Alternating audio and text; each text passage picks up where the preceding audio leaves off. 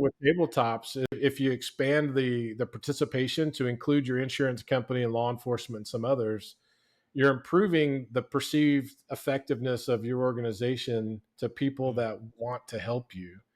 And you learn something too. Like a lot of organizations think, I'm not going to call my insurance company until I think I'm going to have a claim, or I can't recover, so I'm going to have to pay the ransom. So I got to call my insurance company. But if you ask the insurance company, when should we call you? They're going to tell you as soon as you think you have a problem, Yeah. because we've been through a lot of this stuff and we can also help guide you. And Right. let's say Bob didn't come to work that day and he's on your incident response team and he's your database expert.